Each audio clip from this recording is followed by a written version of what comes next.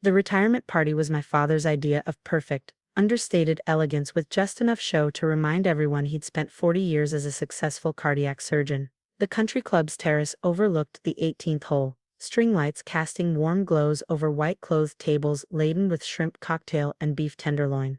200 guests mingled in cocktail attire, celebrating Dr. Vincent Marshall's transition from saving lives to, as he put it, finally living one. I stood near the bar, nursing a gin and tonic, watching my older sister Amanda work the crowd with her husband James. They moved through the party like politicians, James's hand always on Amanda's lower back, both of them laughing at jokes that probably weren't funny, making sure everyone saw them, noticed them, remembered them. "Your sister seems happy," said Tom, my date for the evening. He taught economics at the university and had the kind of calm analytical mind that found my family exhausting. "Amanda's always happy when she's the center of attention. Isn't this your dad's party, technically?" I took another sip, but watch. She'll find a way to make it about her. I'd flown in from Boston 2 days ago, leaving my architecture firm in the capable hands of my two partners. Peterson and Associates had grown from a 3-person operation to 35 employees in 7 years, specializing in sustainable coastal design. We'd been featured in Architectural Digest twice, won 4 industry awards, and had a waiting list of clients willing to pay premium rates for our work. My family knew none of this. As far as they were concerned, I was still doing that architecture thing in Boston, presumably scraping by in some tiny apartment, probably still single at 34 because I was too focused on work. The truth was simpler. I didn't tell them anything because they'd never asked. Speech time. Amanda's voice rang out over the crowd. She stood on the small stage, tapping a microphone. "Can everyone please find their seats? Dad's going to say a few words, and then we have a special surprise." I exchanged glances with Tom. "Here we go." We found our assigned table, table 12, near the back, next to my father's golf buddies and their wives. Amanda and James sat at table 1, directly in front of the stage, with my mother and father's closest friends. Dad took the microphone, his silver hair perfectly styled, his navy suit tailored to hide the slight weight he'd gained since his heart attack 3 years ago. He launched into a speech about gratitude, about the privilege of his career, about looking forward to more time with family. "I'm especially grateful," he said, his voice catching slightly, "for my daughters. Amanda, who's given me 2 beautiful grandchildren, and who, along with her husband James, has been such a support these past few years. And Lauren, who's making her way in Boston. Both of you make me proud." Polite applause. I smiled and nodded, ignoring the sting of being an afterthought, the dutiful mention after the real praise. Dad continued, talking about his plans: travel with Mom, more golf, maybe some volunteer work. The speech was gracious and well delivered, hitting all the expected notes. Then he yielded the microphone to Amanda. "Thank you, Dad, and thank you all for being here to celebrate this incredible milestone." Amanda's smile was radiant, her emerald dress catching the light. "As Dad mentioned, he's looking forward to spending more time with family. Which is why James and I are so excited about our surprise gift." She gestured to James, who stood and pulled a remote from his pocket. A screen descended behind the stage, and a projector flickered to life. "For the past year," Amanda continued, "James and I have been planning something special. A place where the whole Marshall family can gather, create memories, and really enjoy being together." The screen showed an aerial photo of a beachfront property. My beachfront property. The 3-bedroom cottage I'd purchased 5 years ago sat on 2 acres of prime oceanfront, complete with private beach access and sunset views that had made me fall in love at first sight. My hand tightened around my glass. "We're renovating the Marshall family beach house," Amanda announced. "Complete restoration, modern amenities, expanded deck, outdoor kitchen, everything needed for perfect family gatherings." The crowd applauded enthusiastically. The screen cycled through architectural renderings: open concept kitchen, master suite addition, infinity pool, outdoor living space with a fire pit. I felt Tom's hand on my arm. "Lauren, isn't that?" "Yes," I whispered.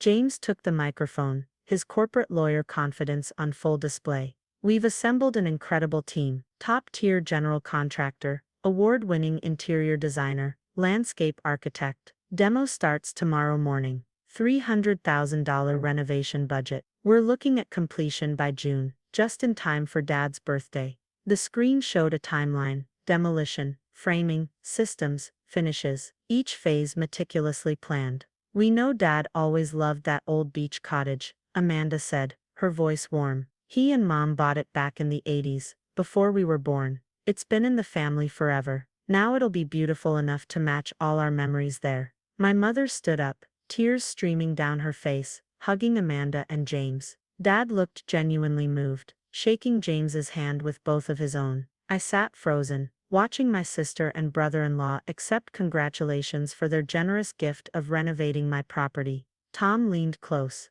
"Lauren, you need to." "Not here," I murmured. "Not yet," because the truth was, I wanted to see how far they'd go. The party continued for another hour. People kept approaching Amanda and James, praising their generosity, asking about the renovation plans. My sister showed design boards on her iPad, pointing out features: the gourmet kitchen, the spa-like bathrooms, the widow's walk she was adding to the roof. I excused myself from table 12, and found my mother near the dessert station. "Mom, can I talk to you for a minute?" She turned, her face still glowing. "Lauren, isn't it wonderful? I had no idea Amanda and James were planning this. The beach house has needed work for years, but your father and I could never justify the expense. When's the last time you were at the beach house?" She paused, thinking. "Oh goodness, it's been years. Maybe 2015. We stopped going after your father's practice got so busy. We always meant to sell it, but never got around to it." "And you still have the deed, the title?" "I assume so. Everything's in the safe deposit box at the bank." "Why?" "Just curious." "Where does Amanda think the beach house deed is?" Mom's expression shifted slightly, uncertainty creeping in. "I don't know. She didn't mention." "Lauren, what's this about?" Before I could answer, Amanda materialized beside us, James trailing behind. "Lauren, there you are. What do you think of the renovation plans?" Her smile was bright, but her eyes were calculating. "They're very detailed." James found the most amazing contractor. Marcus Webb. He's done work for 3 Fortune 500 executives. He's flying in tomorrow morning to oversee the demo personally. That's quite a commitment for a contractor. James jumped in. "When you're doing a project of this magnitude, you need the best. Marcus doesn't come cheap, but quality costs money. And you're covering all 300,000? I asked. "It's our gift to the family," Amanda said. "Dad's given us so much over the years. This is the least we can do." "How generous." Something in my tone made her eyes narrow. "You seem skeptical." "I'm just wondering about the logistics. Permits, for instance. Coastal properties have strict renovation requirements." James waved a hand dismissively. "All handled. We filed the applications 3 months ago. Everything's approved." 3 months ago, I repeated. "So you've been planning this for at least that long?" "Longer," Amanda admitted. "We wanted everything perfect. And you verified ownership before filing those permits." The question hung in the air for a moment too long. Mom spoke up. "Amanda, honey, did you check the property records? I'm not even sure where the deed is." "Mom, you and Dad bought that house in 1982. You've owned it for 43 years. I didn't think I needed to verify that you still own your own property." "Interesting assumption," I said. James's corporate lawyer instincts were kicking in now. I could see it in the way his posture changed, his smile becoming more fixed. "Lauren, if you have something to say, just say it. I'm saying that assumptions can be dangerous, especially when you're filing legal permits and hiring contractors." "What are you implying?" Before I could respond, a commotion near the entrance caught everyone's attention. A man in khakis and a polo shirt was arguing with the country club staff, gesturing at his phone. "I don't care if there's a party." His voice carried across the terrace. "I have a meeting scheduled with the property owner for 7:30 p.m. She told me to meet her here." Amanda's face went pale. "That's Marcus Webb." The contractor spotted our group and strode over, his expression confused and slightly annoyed. He was in his 50s, weathered in the way of men who'd spent decades on construction sites, with sharp eyes that missed nothing. "James Corrigan." He extended his hand to my brother-in-law. "Yes, hello Marcus. We weren't expecting you until tomorrow morning. I drove down from Portland tonight to finalize the contract. Miss Peterson asked me to meet her here at 7:30 to review the scope changes." He looked around at our family group. "Where is she?" Silence. "Where is who?" Amanda asked, her voice thin. Marcus pulled out his phone. scrolling through emails. Miss Lauren Peterson, the property owner. She hired me 2 weeks ago to consult on a sustainable renovation of her beachfront cottage. We've been in discussion about solar integration, rainwater collection, native landscaping. He looked up confused. Who are you people? The world seemed to tilt slightly. Mom's hand went to her mouth. Dad, who'd joined us during the commotion, looked completely lost. James found his voice first. There must be some mistake. This is the Marshall family beach house. We hired you to. I've never spoken to you before in my life, Marcus said flatly. He pulled up an email on his phone, showing it to James. This is my contract with Miss Lauren Peterson, owner of 1247 Ocean View Drive. The property records show she purchased it in June 2020. She's been consulting with me about a $50,000 eco-friendly renovation, not a $300,000 gut job. All eyes turned to me. I took a sip of my gin and tonic, which had gone watery. Hello, Marcus. Thank you for coming. His expression cleared. Miss Peterson, good to finally meet in person. He glanced at my family, then back at me, understanding dawning. Oh, this is awkward. That's one word for it. Amanda's voice came out as a whisper. You own the beach house. I do. Have for 5 years. But how? Mom and Dad sold it to me, I said calmly. June 2020. All legal, all documented, all filed with the county. Dad spoke up, his voice bewildered. Lauren, I don't remember any sale. You probably wouldn't. You just had your second bypass surgery. You were on pain medication. Mom handled all the paperwork. Every head swiveled to my mother. She looked stricken. Oh my God, I forgot. Vincent, you were so worried about money, about medical bills. Lauren offered to buy the beach house, and you said yes. You signed everything. I witnessed it. How much? Dad's surgeon hands were shaking slightly. $200,000, I said. Market value at the time. I wired the money directly into your savings account to cover the surgery costs your insurance wouldn't pay. The silence was deafening. James recovered first, his lawyer brain working. Even if that's true, you should have told us. We've invested time, money, permits for property you don't own, I interrupted. Which is fraud, by the way. Filing false documents with the county, claiming ownership you don't have. We didn't know. You didn't check. I turned to Marcus. I apologize for the confusion. My family assumed they still owned a property they sold 5 years ago, and decided to renovate it without verifying ownership. Marcus's expression was carefully neutral, but I could see him mentally calculating how to extract himself from this disaster. Miss Peterson, do you want to proceed with our consultation, or should I come back another time? Let's proceed. We can use the club's business center. As I moved to follow Marcus, Amanda grabbed my arm. You can't just walk away. This is Dad's retirement party, and you tried to announce a renovation of my house at it. I'm not the one who made this awkward, Amanda. We were trying to do something nice. For yourselves, I said. You wanted to look generous in front of 200 people. You wanted credit for this grand gesture. You didn't want to actually check whose property you were gesturing with. Tom appeared at my elbow. Lauren, there are people staring. He was right. The entire party had noticed the commotion. 200 guests watching the Marshall family drama unfold in real time. Dad's voice cut through. Everyone, please, continue enjoying the party. This is just a family misunderstanding. But the damage was done. Whispers rippled through the crowd. Phones were out, probably texting, possibly filming. I lowered my voice, speaking only to my immediate family. Here's what's going to happen. Marcus and I are going to finalize plans for my property. You're going to cancel whatever permits you fraudulently filed.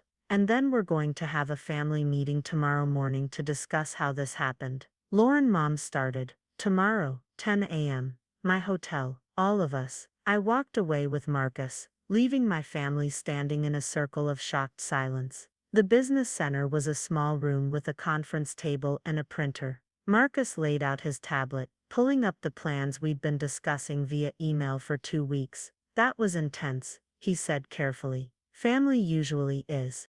For what it's worth, I'm glad I showed up when I did. If I'd started demo tomorrow on someone else's plans, he shook his head. That would have been a legal nightmare. How did they even contact you? They didn't. Someone contacted my office claiming to be you, asking about a large-scale renovation. My assistant sent over our standard information packet and pricing. I didn't know anything about it until you emailed me 2 weeks ago about the actual consultation. So they never actually hired you. No, they were planning to show up tomorrow morning with their own plans and presumably try to convince me you'd authorized everything. He pulled up an email. This came from a Gmail account, ldesign@gmail.com, close enough to your real business email that my assistant didn't catch it. I felt cold. They created a fake email address impersonating me. Appears so. That's identity fraud. Marcus nodded slowly.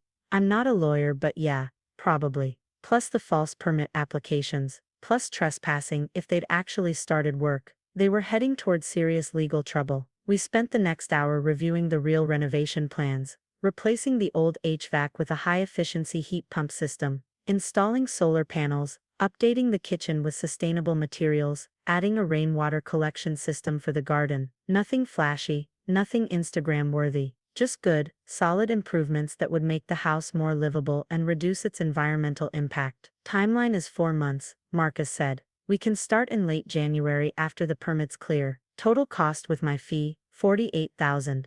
Perfect. Send me the contract. He packed up his tablet. Can I give you some unsolicited advice? Sure. Document everything. Tonight's confrontation, the fake email address, whatever permits they filed under your name. If this goes legal, you'll want a paper trail. Already planning on it. We shook hands and he left. I sat alone in the business center, the sounds of the party muffled through the walls. My phone buzzed. Text from Tom. You okay? I'm at the bar if you need backup. I texted back, be there in 5, but I took 10 minutes instead, sitting in the quiet, letting my hands stop shaking. Because despite my calm exterior during the confrontation, I was furious. Furious that Amanda and James had so casually assumed they could take something of mine. Furious that they'd created an elaborate lie and presented it as generosity. Furious that my parents had forgotten selling me the property, as if the transaction was so insignificant it wasn't worth remembering. When I finally rejoined the party, the atmosphere had shifted. People were leaving early, making excuses. My family sat at table 1, a tight knot of tension. I collected Tom, and we headed for the exit. Lauren, Dad's voice stopped me. He stood up, looking older than he had at the start of the evening. Please, tomorrow morning, we'll explain everything. 10 a.m., I repeated. Don't be late. My hotel suite had a view of the harbor. I'd splurged on it, one of the perks of a successful business I never had to justify to anyone. Tom ordered room service, while I changed out of my cocktail dress into comfortable clothes. Your family is something else, he said, handing me a glass of wine. That's diplomatic. I was going for kind. He sat beside me on the couch. What are you going to do? I don't know yet. They committed fraud, multiple counts, probably. You could press charges. I could, but, I sipped the wine, watching boats drift in the harbor. They're still my family. Dysfunctional, occasionally criminal, but family. That's very generous, considering they tried to demolish your house. They tried to renovate it. There's a difference. Is there? I thought about that. Amanda and James genuinely believed they were doing something good. They wanted to impress everyone, yes. They wanted recognition, absolutely. But in their minds they were fixing up an old family property that was going to waste. Using your property without permission. True. Tom was quiet for a moment. You know what I think? I think you bought that beach house as a peace offering. A way to help your parents financially while also getting something you wanted. And they forgot about it because accepting help from you didn't fit their narrative of you as the struggling younger daughter. That observation hit harder than I expected. When I bought the house, I said slowly. Dad was terrified. The surgery was expensive, even with insurance. He'd always been the provider, the successful one. Having to accept money from me, from his still finding herself daughter, was humiliating for him. So he blocked it out. Maybe. Or maybe it just wasn't important enough to remember. Lauren. It's fine. I'm used to it. That's the saddest thing I've heard you say. We sat in silence, eating room service and watching the harbor lights reflect on the dark water. Around midnight, my phone buzzed with a text from Amanda. I'm sorry. I genuinely didn't know. Can we please talk before tomorrow? I turned off my phone without responding. The next morning, they arrived at my hotel suite at 9:55 a.m. All 4 of them. Mom, Dad, Amanda, and James. They looked like they hadn't slept, which gave me some satisfaction. I'd ordered coffee and pastries, setting up the suite's dining table like a conference room. Tom had offered to stay, but I'd sent him home. Some family disasters needed to be handled alone. Thank you for coming, I said, gesturing to chairs. Everyone sat except James, who remained standing, his lawyer posture in full effect. Before anyone speaks, I said, I want to make something clear. What happened last night wasn't a misunderstanding. It was fraud, identity theft, false permit applications. If I wanted to, I could press criminal charges. James started to speak, but I held up a hand. I'm not finished. You created a fake email address in my name. You filed permits claiming ownership of property you don't own. You plan to start demolition today without the actual owner's consent. These are crimes. Mom's voice was small. Lauren, we truly didn't remember the sale. Mom, I believe you. I even believe Dad blocked it out. But Amanda and James, you two never even checked. You assumed. Amanda's eyes were red from crying. I thought I was doing something good. Dad always talked about that beach house. He loves it there. He sold it to me 5 years ago, but you never said anything. You never told us you owned it. Why would I? You never asked about my life. You've never asked about my business, where I live, what I do. The last time we had a real conversation, Amanda, you asked me when I was going to settle down and find a real career. She flinched. Dad spoke up, his surgeon's voice carrying authority even now. Lauren, you're right to be angry, but we're family. Surely we can work through this. How? The question hung in the air. James finally sat down. What do you want? Money? We'll reimburse you for any. I don't want your money, James. I make more in a year than you and Amanda combined. His face flushed. That's not true. My firm did 12 million in revenue last year. My personal income was just over 2 million. I own property in Boston worth 1.3 million. I have investment portfolios, retirement accounts, and a partnership agreement that guarantees my income for life. I don't need your money. Amanda's voice was barely a whisper. 2 million, give or take. Mom looked like I'd slapped her. Why didn't you tell us? Because you never asked. Because every time I tried to talk about my work, you changed the subject. Because it was easier to let you think I was struggling than to constantly defend my success. Dad leaned forward, his hands clasped. That's not fair. We've always been proud of you. You've been politely dismissive. There's a difference. The silence was heavy. Finally, I pulled out a folder. Here's what's going to happen. First, James, you're going to withdraw all permits filed under my name. Today, I'll expect confirmation by 5 p.m. He nodded. Second, you're going to send a written statement to the county clerk's office explaining that the permit applications were filed in error, that you do not own the property, and that you apologize for any confusion. You'll also send a copy to Marcus Webb's office. Understood. Third, you're going to make a donation to a housing charity. $50,000 in your own names, not tax deductible, not for recognition, because you need to understand that using other people's property has real consequences. Amanda gasped. 50,000. You were planning to spend 300,000 on my house without asking. This seems reasonable. James's jaw tightened, but he nodded. I turned to my parents. Mom, Dad, I'm not angry with you for forgetting the sale. I'm angry that you've spent 5 years not knowing anything about my life. So here's what I want. Once a month, we have dinner. Just the 4 of us. No golf buddies, no country club, no performance. Real conversation about real things. Mom's eyes filled with tears. We'd like that. And you read my company's annual reports. I send them every January. You've never opened one. Dad looked ashamed. I didn't realize. I know, that's the problem. I stood up, signaling the meeting was ending. Do those things, and we can move forward. Don't do them, and my attorney will be filing charges by Monday morning. You have an attorney? James asked.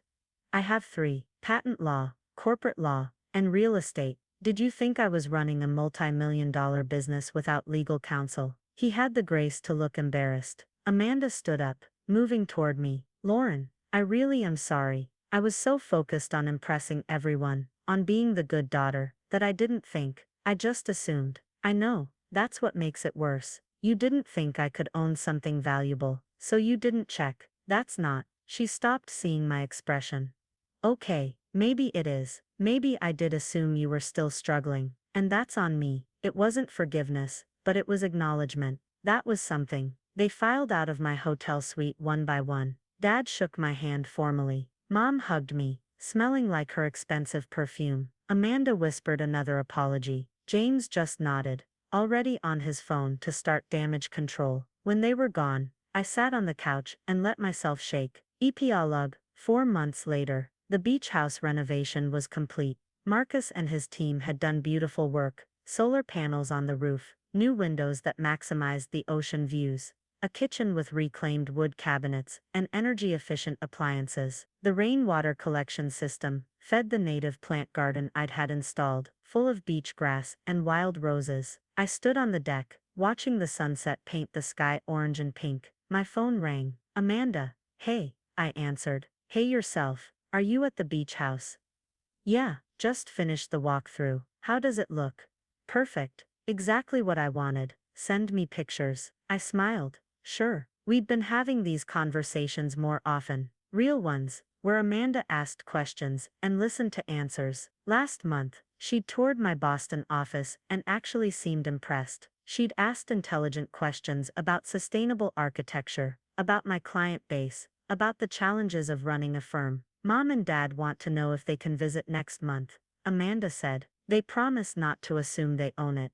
I laughed. "They can visit, and Lauren, thank you." "For what?" "For not pressing charges, for giving us a chance to fix things, for," she paused, "for being successful even though we didn't notice. That takes real strength. Or stubbornness, maybe both." We talked for a few more minutes, making plans for Easter, discussing her kids, comparing notes on our parents' latest antics. When we hung up, I felt something unfamiliar. Hope that maybe, finally my family was starting to see me. The beach house stood solid behind me, mine in every legal and meaningful way. Not a grand gesture, not a status symbol, just a home I'd bought with money I'd earned, improved with plans I'd made, and owned without needing anyone's permission. The sunset was spectacular, and for the first time in my life, I didn't wish anyone was there to share it. I was enough, all by myself.